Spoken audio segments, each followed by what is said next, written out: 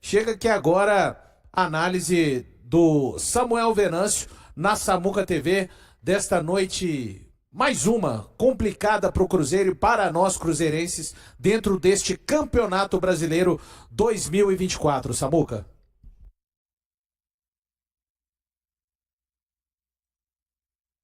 Pois é, Valu, vamos lá, porque foi um empate bem frustrante, né? O Cruzeiro até criou ali, todo mundo acompanhou o que aconteceu no jogo, os lances aí já foram mostrados. Realmente a bola teimou em não entrar, mas é mais um resultado que a gente lamenta, e são 5 jogos agora sem vencer na Série A do Campeonato Brasileiro. Vi um Fernando Seabra bem tranquilo na entrevista coletiva. Agora, não sei se ele vai ter toda essa tranquilidade passada por parte do departamento de futebol do Cruzeiro, porque todo mundo sabe que a pressão para cima dele aumenta e aumenta de forma considerável. E vamos ver aí ao longo desta quinta-feira o que vai ser debatido internamente pelos gestores do Cruzeiro sobre a questão do técnico celeste, o Fernando Seabra. Mas pegando mais algumas situações que foram acontecendo no jogo, acho que a Amanda e o da casa já falaram muito sobre a partida.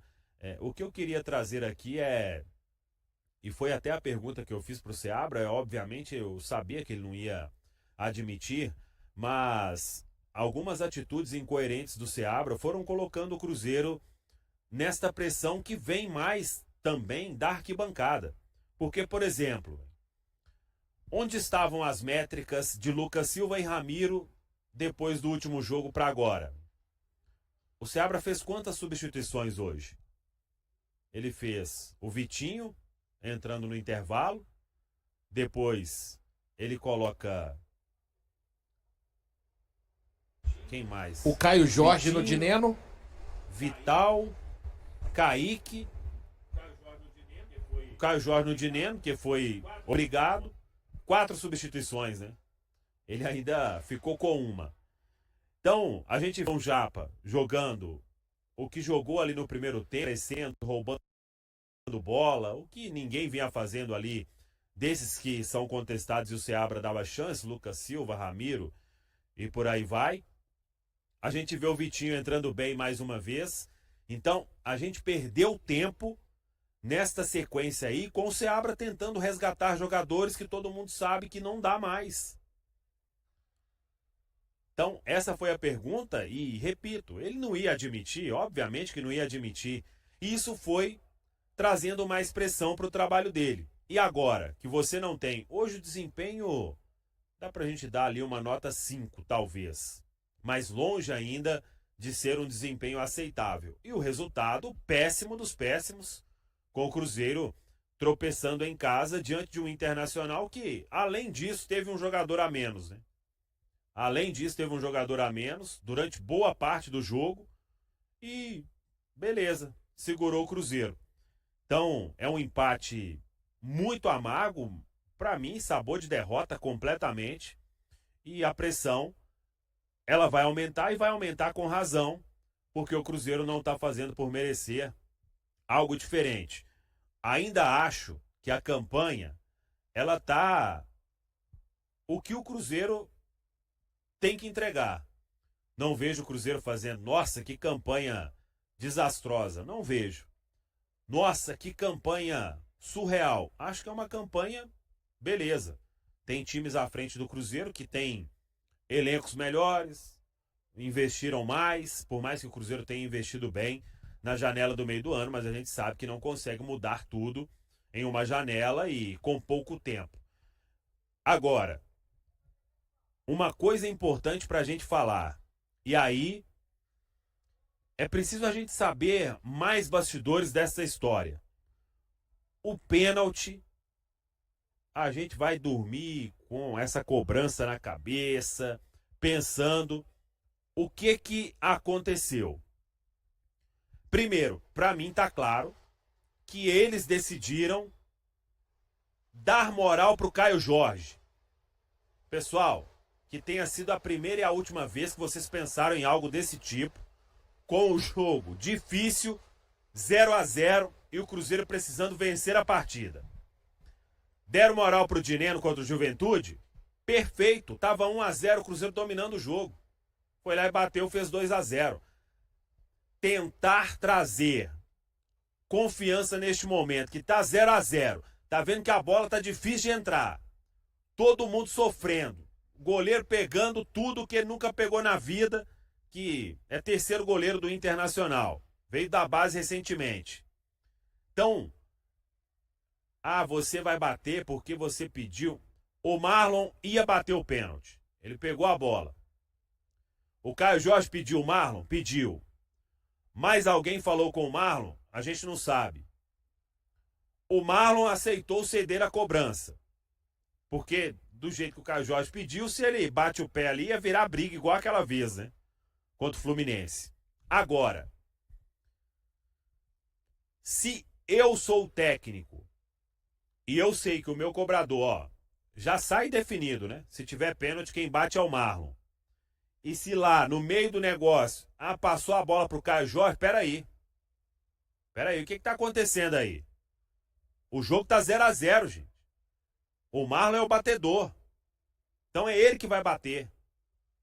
Vai ficar com raiva. Os jogadores pediram pra dar moral. Dar moral, o raio que o parta. O principal objetivo é o Cruzeiro vencer.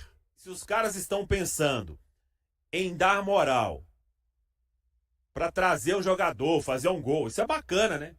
Mas isso é bacana com um jogo favorável. Com uma fase dessa, tudo dando errado. Bola bateu na trave e foi pro outro lado. Passou na linha, cruzou isso e aquilo. Completando o quinto jogo sem vencer. Dar moral, gente. Pô, quem pensou nisso tá em outro mundo, véio. Que não é esse aqui do Mineirão, Gramado, Toca da Raposa 2, Cruzeiro, 5 estrelas. Tá em outro mundo. Então, é mais uma lição que essa turma vai ter que aprender, né? Porque isso aí pra mim foi inadmissível. O Marlon podia bater e errar? Beleza, podia bater e errar. Bateu muito bem contra o Boca, teve personalidade, confiança. Então que batesse novamente. Porque se erra, o torcedor também ia reconhecer. Depois do pênalti errado, acabou o jogo pro Cruzeiro.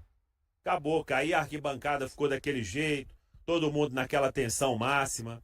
Então, se eles pensaram isso com o jogo 0-0 e nessa fase, meu Deus, galera, vocês estão precisando voltar pra Terra, porque vocês estão em Marte. Quem pensou nisso aí, pensou da pior forma possível. Pensou em pessoas e não pensou aqui, ó, nas 5 estrelas, no Cruzeiro. Só pra gente passar esse ponto aí. E acho que se o Seabra tivesse visto, ele podia sim ter feito algo diferente e dado uma ordem. Bate fulano e pronto e acabou. Vai ficar com o biquinho pra lá, chateadinho pra lá e etc. É o que um comandante precisa fazer com seus comandados. Então a gente sai daqui do Mineirão bem chateado com esse empate e com a pressão cada vez maior para cima do trabalho do técnico Fernando Seabra. E a quinta-feira aí vai dizer o que vai acontecer se ele segue até domingo diante do Atlético Goianiense. Valor?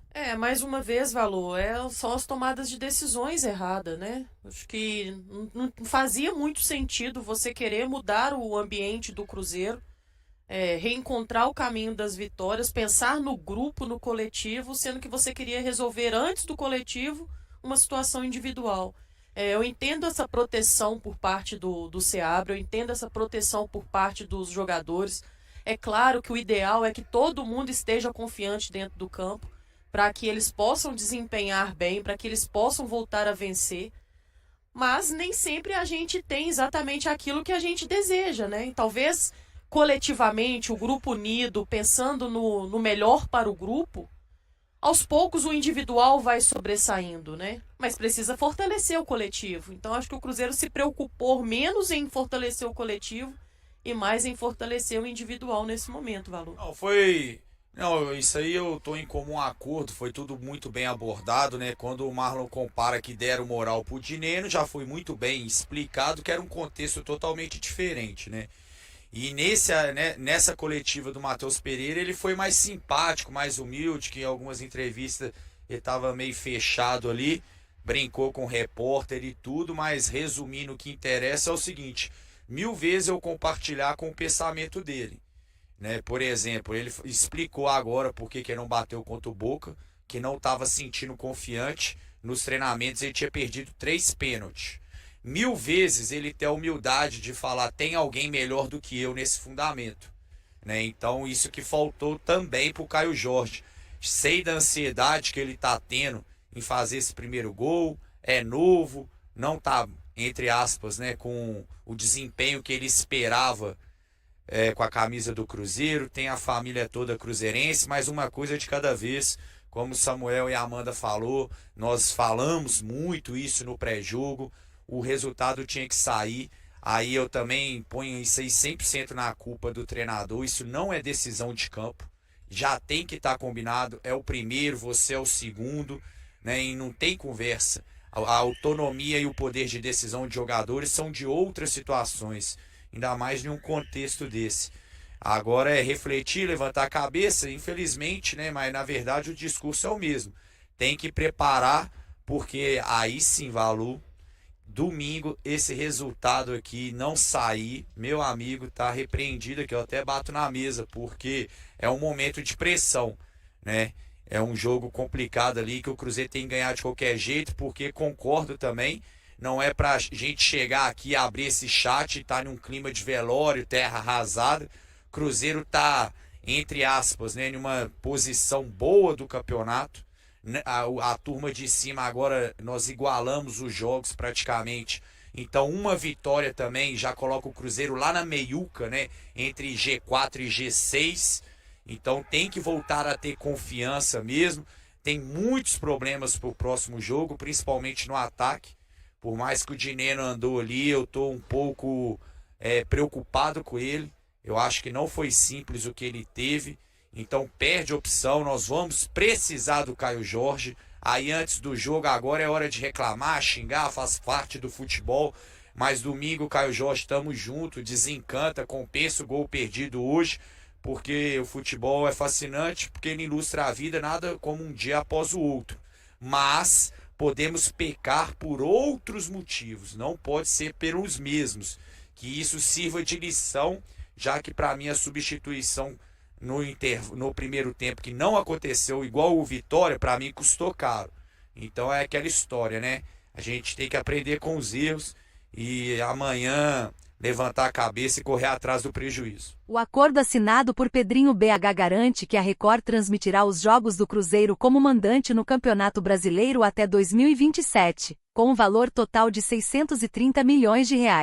Após intensas negociações, a emissora de Edir Macedo conseguiu fechar o contrato de 3 temporadas com os clubes da Liga Forte União, incluindo a Raposa. Pedro Lourenço, dono da SAF do Cruzeiro, foi responsável pela negociação do lado celeste, resultando no pagamento de mais de R$210 milhões anuais aos clubes.